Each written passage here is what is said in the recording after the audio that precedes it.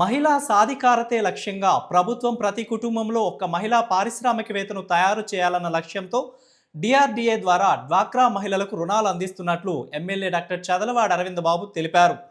మంగళవారం మండల వెలుగు కార్యాలయంలో ఏర్పాటు చేసిన జెండర్ రిసోర్స్ సెంటర్ను ఎమ్మెల్యే డాక్టర్ చదలవాడ అరవింద్ బాబు డిఆర్డీఏ ప్రాజెక్ట్ డైరెక్టర్ ఝాన్సీ రాణి కలిసి ప్రారంభించారు.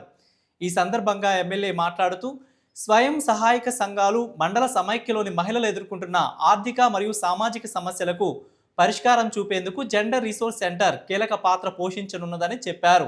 అట్లాగే ఉమెన్ వెల్ఫేర్ ఫండ్ నుంచి మరి కాంపౌండ్ వాళ్ళు శాంక్షన్ పెట్టించి ఎమ్మెల్యే గారి కోరిక మేరకు కన్స్ట్రక్షన్ చేయిద్దాము.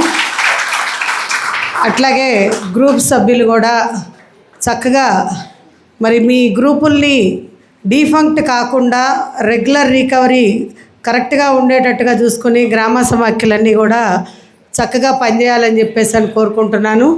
అట్లాగే యాజ్ ఎ ఎంపీడీఓగా నా కోరిక ఏంటంటే ఇప్పుడు హౌస్ ట్యాక్స్ కలెక్షన్ చేస్తున్నాం. ఆల్రెడీ మీ అందరి హెల్ప్ అడుగున్నాము. అంటే ఇక్కడ ఉన్న వాళ్ళల్లో హౌస్ ట్యాక్స్ కట్టని వాళ్ళు 50% ఉంటారు కదా. ఒక్కసారి చేయొద్దండి, నిజంగా ఇంటి పన్ను కట్టని వాళ్ళు ఒక్కసారి చేయొద్దండి. కట్టిన వాళ్ళు వద్దు, కట్టని వాళ్ళు చాలామంది ఉన్నారు. వాళ్ళు తలకాయ లోపట్లేదు, వేరే విషయం. ఇప్పుడన్నా కట్టండి. ఎందుకంటే ఇప్పుడు మీకు వచ్చేటప్పటికి ట్యాక్స్ ఒక 500-400 ఉంటుంది. ఇప్పుడు అంతా కూడా ఆన్లైన్ ట్రాన్సాక్షన్ జరుగుతుంది. అంతకు ముందులాగా మీకు డబ్బులు తీసుకొని రిసీట్ కట్ చేసి ఇచ్చే పరిస్థితి కాదు. అందరికీ కూడా స్కానర్ ద్వారా మీరు పేమెంట్ చేస్తారు, మనకి ఆన్లైన్లోనే రిసీట్ వస్తుంది. ఈ ప్రోగ్రాం చేయటంలో, ఈ జిఆర్సీ సెంటర్ ఓపెన్ చేయటంలో ముఖ్య ఉద్దేశం ఏంటంటే విమెన్ ప్రతి చోట విక్టిమ్స్గా ఉంటున్నారు సార్. మానసికంగా, శారీరకంగా చాలా వేధింపులకు గురవుతున్నారు. సో అలా ఎక్కడైనా ఏదైనా ప్రాబ్లమ్ స్టార్ట్ అయినప్పుడు వెంటనే వాళ్ళని ఐడెంటిఫై చేసి వాళ్ళని ఇమీడియట్గా మనం ఈ సెంటర్కి తీసుకురావడం జరుగుతుంది సార్.